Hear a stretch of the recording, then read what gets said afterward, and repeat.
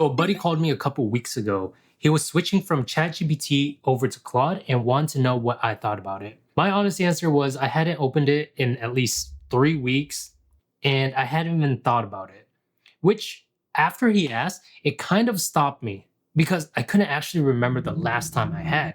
So I went back and looked at what I've been doing instead. During that period, I created 7 Claude skills, each pointed at one job.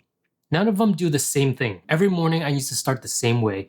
5 tabs open trying to remember what I was supposed to be doing. Calendar over here, Notion over there, email, YouTube analytics.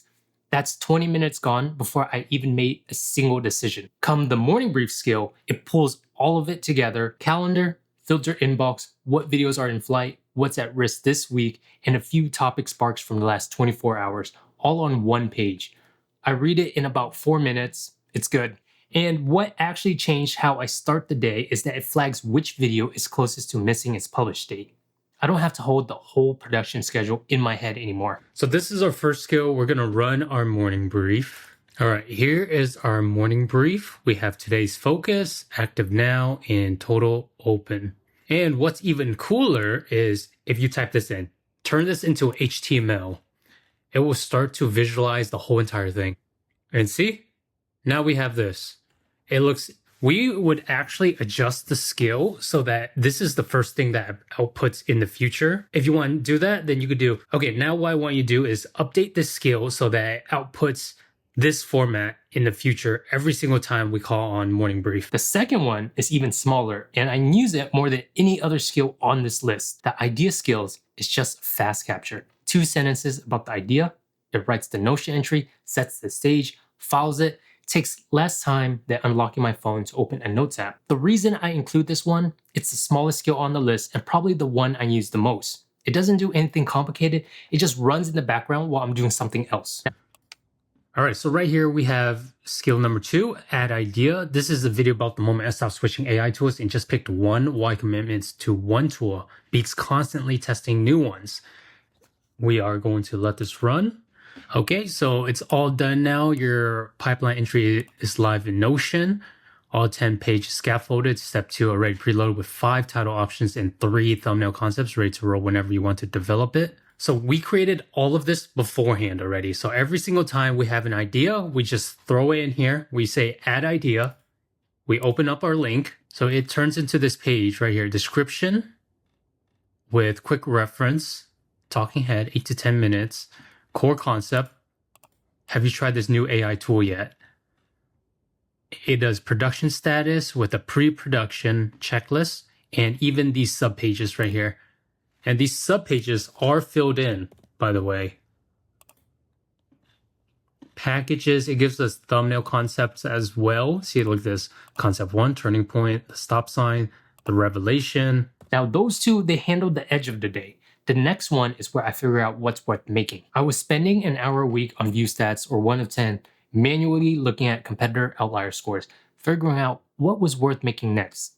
And I only got to it when I had time, which wasn't often. Diep IQ Ideas, it pulls the outlier and breakout data, runs it through my channel's content rubric, and hands me 5 ideas ranked by fit. 3 title variants, each already voice chat. I do this once and all it takes is 5 minutes. I come away with a ranked idea list that applies to my audience specifically, not just what's trending on YouTube in general. So here you can see this is what we have. We have 5 ideas. It does a top 3 pick with these right here. So this is number 1, number 2, number 3, and 4, 5. So there's 5 ideas on here. So let's go with number 1. You can see it has 3 title variants as well. I cut my Claude Code session in half and got 3 times more done. And right over here, you have outlier evidence. So right here, Craig does AI channel plus 91% sub in 30 days. Stop prompting, start collaborating. Now that's the sourcing. Up next is where I actually start writing. This is the one that took the most friction out of actually making videos. The jump from I know what this video is to a usable script document is genuinely large. I had an idea, I had research, I still spent an afternoon staring at a blank page trying to figure out where to start. Research to script, it takes the angle, the target audience, the core review, the key evidence, and what comes out is a rough script outline, not a finished script, an outline. Beats, transitions, where the screen recording anchors, what the hook is building toward. The specific week I remember, I had 20 minutes between calls. I dropped in the brief from my phone and a screen recording transcript. The outline that came back had the segments sorted and the evidence placed. I just adjusted what needed adjusting. Show you in practice. We have this research to script, this Notion. This is that Notion page that you saw from earlier, right? And so you can see it's doing research at the current moment. YouTube is purging AI slop channels. Like any research or information that is out there on the internet, it's completely going through every single one of them, and it'll put together a research for us, a research report. And see, after I had created that research brief, we then create this HTML.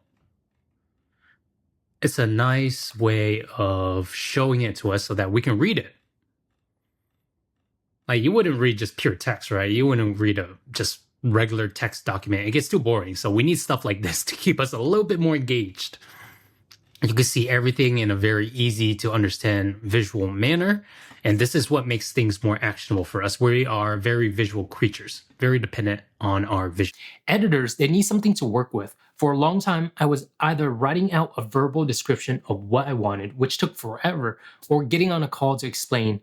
Neither one really scaled. The video editor skill, it takes the transcript and the script and produces what's called a cut sheet, a segment by segment verdicts. Keep, trim, cut, or soften. They're all time-coded. My editor then opens it and knows exactly what I want before we've talked. So here are the beats that we cover. This looks at the exact hook. It has the timeline of the morning brief, etc., etc. Cut video, it converts that cut sheet into an edit-ready timeline the editor can drop straight into Resolve or Premiere with markers included. They don't need to ask what anything means. And you can see, look right here. On the timeline, it's adding in markers for me automatically. And it's telling me what each section is. This is skill 3 right here about Diep IQ videos. And see, it's just populating it in one by one. And the way that I edit videos and cut videos now is so much different from how I did it just a couple years back, especially with how AI can work. So usually if we have a clean timeline, this is what our markers would look like. It does a extended marker or a stretched marker. And you can see where these arrows are at. So if I listen in right here,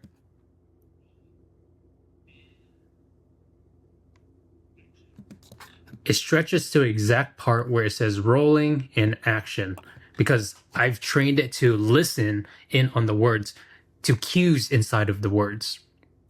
And it does this for the whole entire script. So the green part is the part where we keep the entire section. The yellow parts are the part where we need to trim. The red parts are parts where we have to cut out for sure. So it just does this for the entire thing. Once the video is transcribed, this takes about maybe like less than 2 minutes to do. And it's so efficient. If you're on the Resolve Studio version of Resolve, you can do this. You can create silent or not silent portions, create subtitles from audio and turn this to a 1. So now instead of listening to it, you can just read through what it says right here. So anytime it says rolling in action, it will mark it as red. See this?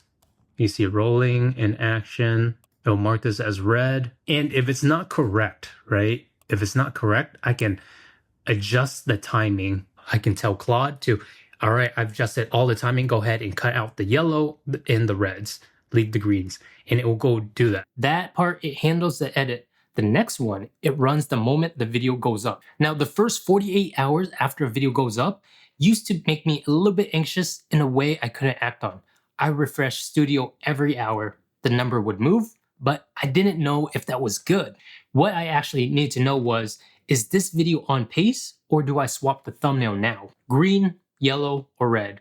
If it's red, it tells me which metric is the problem and what to do about it. So this is my YouTube post check skill. What it does, you can see that on here, it shows the video is green and it's on pace. Video is tracking above benchmark. We have 847 views in the last 48 hours. click-through rate 60.2%, AVD is 4 minutes 18 seconds, and impressions 13.6K. It gives a status report on each one. I mean, it's not that different from their YouTube Studio, but what I like about this more is that Claude also has the same eyes. And so over time, it collects information. And so we don't have to keep importing and exporting information from place to place. Claude will just gather all the information for us.